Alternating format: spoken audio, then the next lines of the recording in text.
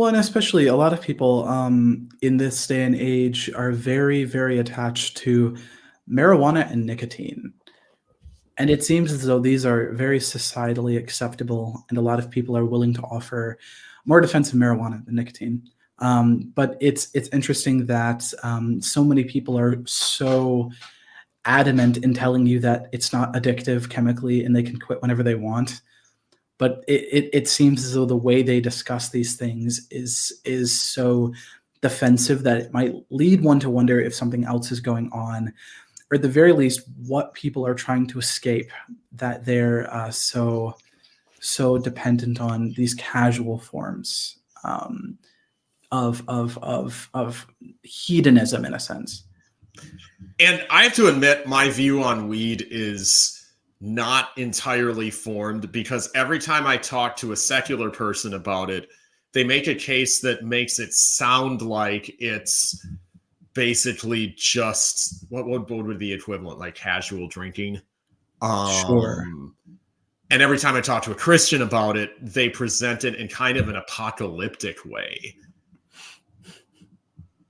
And so I honestly don't know what to make out of it. Nicotine is obviously more clear cut, and most of the people I know or have known who smoke are aware of how much damage they're doing to their body and really want to quit. And unfortunately, that kind of dependency is just very hard to break.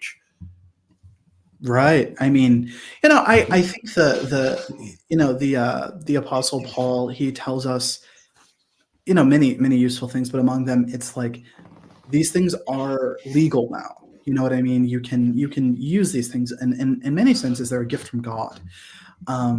But the issue is when you kind of surrender yourself to them, or you run to these escapes to fill the hole in your heart that can only be filled by God.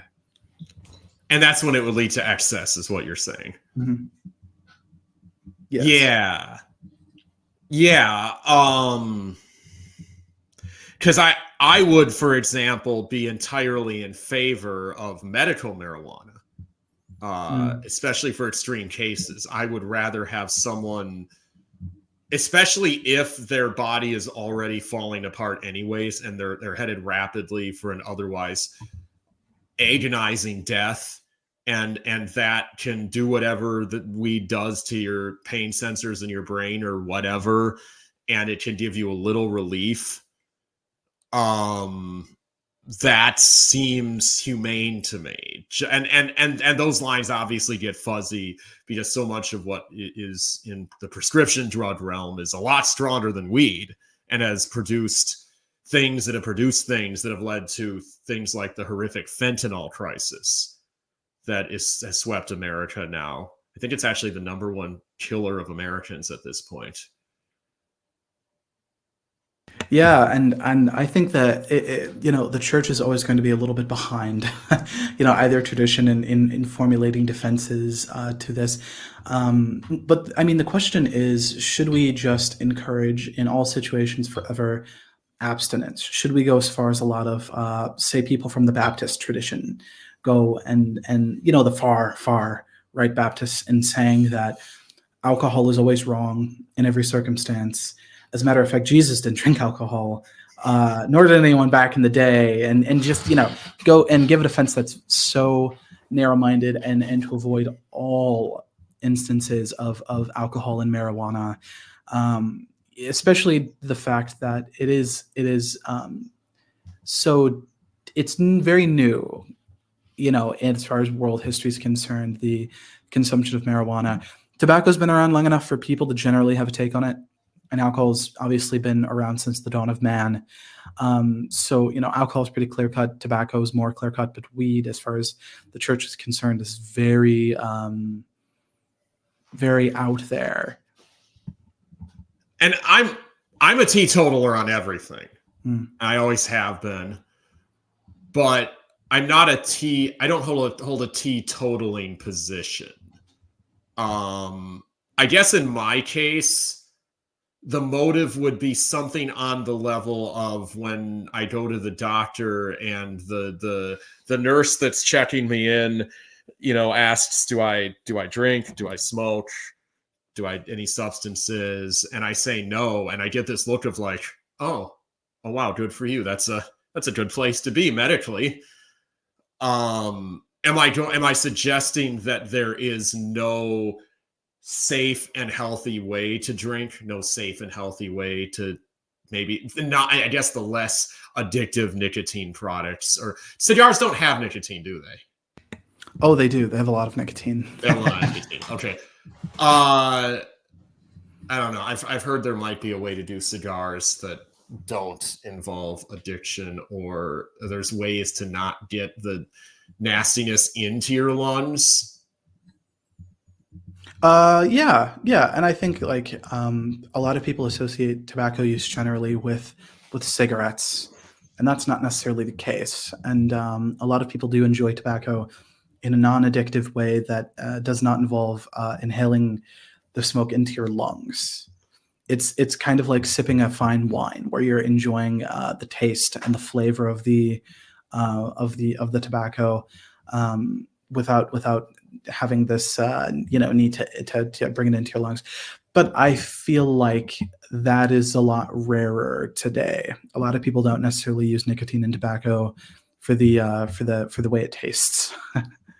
Yeah, and I've seen teetotaling positions be the most legalistic positions that I've ever seen anyone hold, and extreme, and it gets very ugly very quickly, because it's such an external marker that you can in your own mind separate the faithful from the carnal and the compromised, and sometimes it actually gets as extreme as those who aren't even genuine Christians, because obviously they're just given over to the world because they drink a cup of wine every now and then.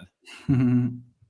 Well, it's interesting coming from a Catholic tradition, because we have monasteries where the entire way that the monasteries make money is through the brewing of alcohol and the selling of alcohol, right? So it's an interesting dichotomy. And of course, can that lead to worldliness? Yes.